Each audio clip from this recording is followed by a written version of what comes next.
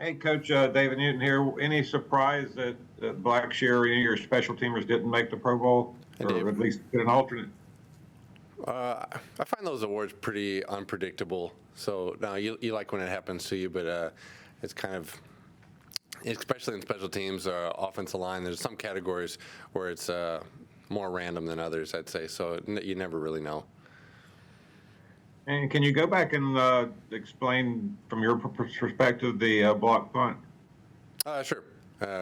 Just kind of a miscommunication on the right side. We got the same look on right and left. The left side did the right thing the way we had kind of prepared for it, and the right side missed it. Sort of a over-helping got us caught up in a miss.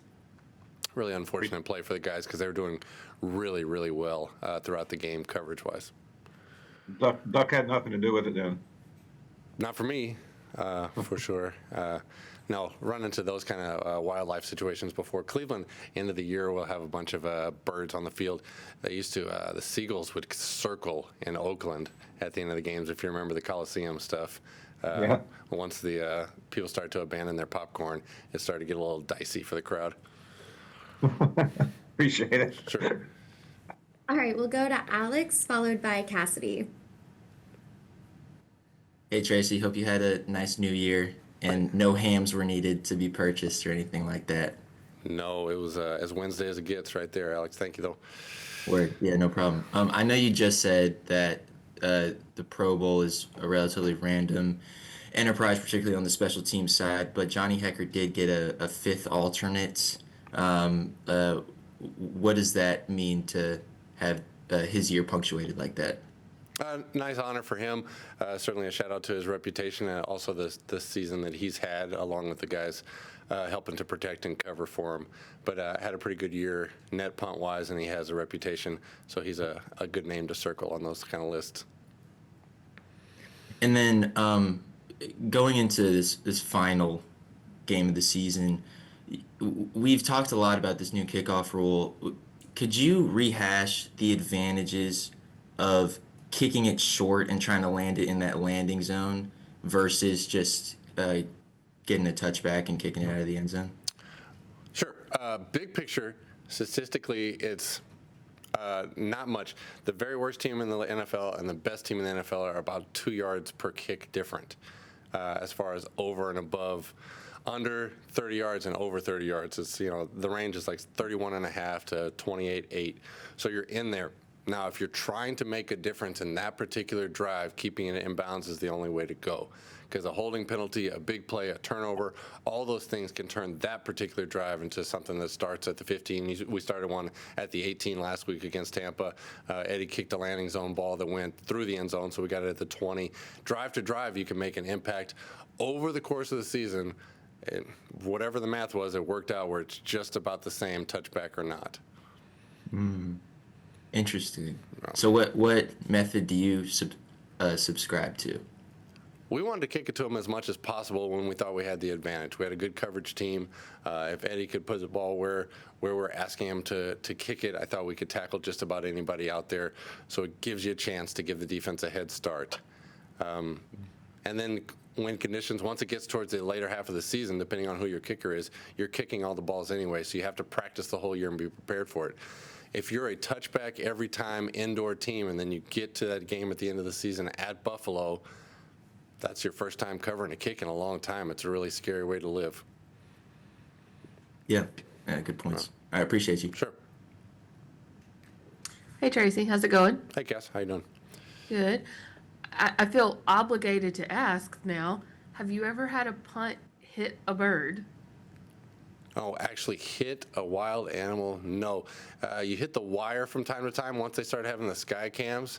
I had one in a game, a bunch of them in pregame. If you watch, you'll hit that wire. So hit some objects. The scoreboard in Dallas was hittable a few years back. They've changed that a little bit. But no live objects outside of people on the sideline from time to time. That doesn't count.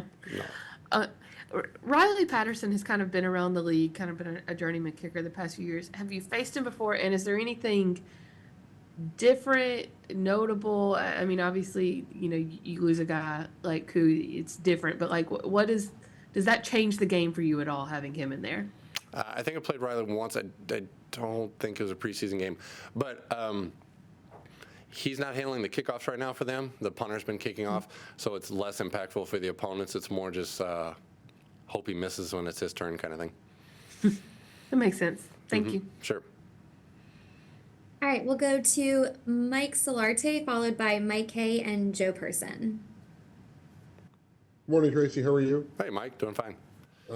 Question for you in terms of being the coordinator of special teams. Do you notice that players have to have a certain mentality and mindset to be, on that detail? Because especially on the coverage teams, I mean, it's kind of, John Radigan talked about he doesn't break down, he kind of shoots his shot, and it's kind of, you're kind of feast or famine on that full-on sprint. I think guys can make it happen with different play styles, but the mentality you're talking about is I've never had anyone be successful that didn't want to be, which kind of sounds simple, but unless you decide, okay, I'm going to be good at this, special teams is my thing, I'm going to go when it's time to go, those guys are always better than the guys like, okay, hey, 1 week I'll go play kickoff. If there's any kind of reluctance, that guy, with whatever you're doing, is just less successful. And then as a follow-up to that, where does Lipe kind of fall in that mindset of high motor? Because it seems like he's a guy that relishes every opportunity to cover a kick and try to make something happen.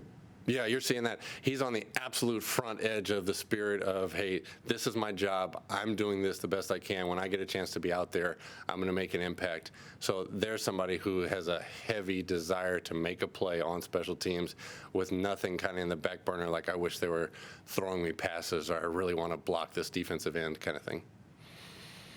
Do you kind of have to have a bit of a screw loose to have that mindset when you're playing? There's a certain mentality in football in general that can you make your body do something that it's telling you it doesn't want to do?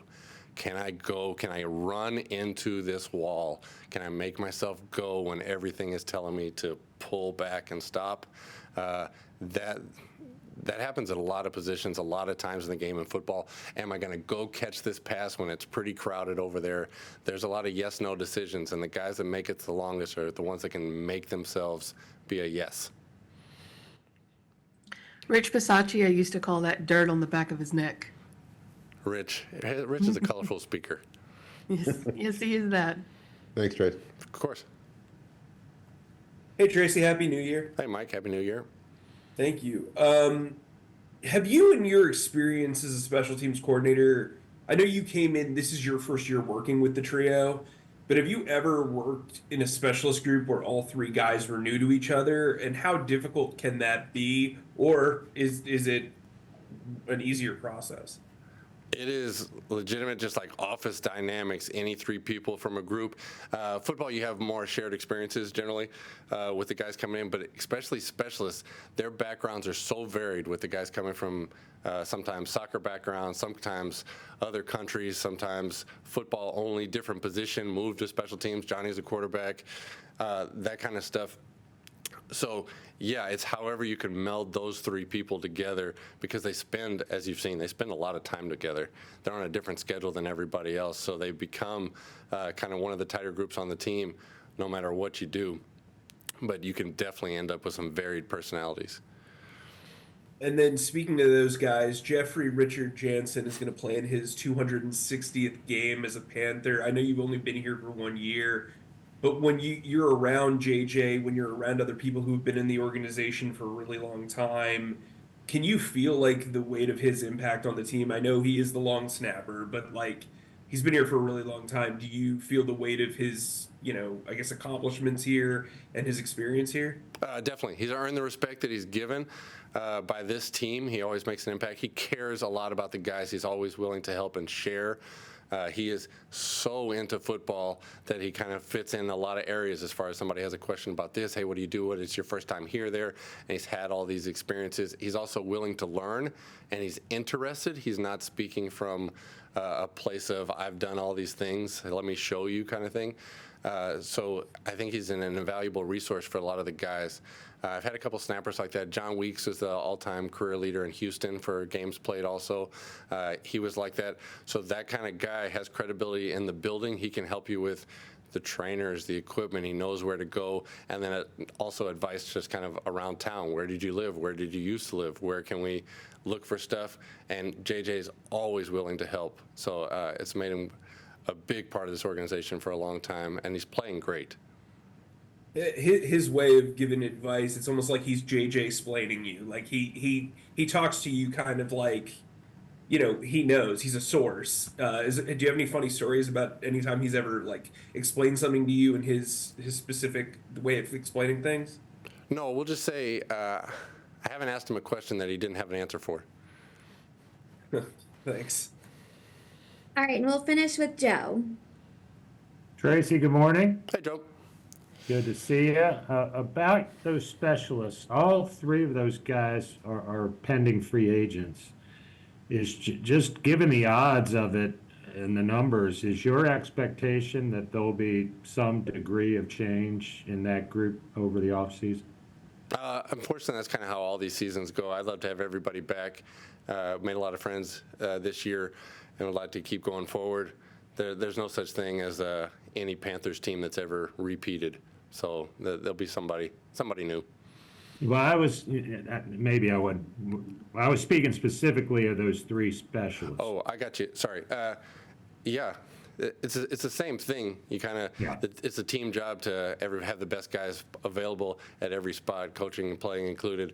So everything, top to bottom's kind of on the table. But really like working with Eddie and Johnny and JJ.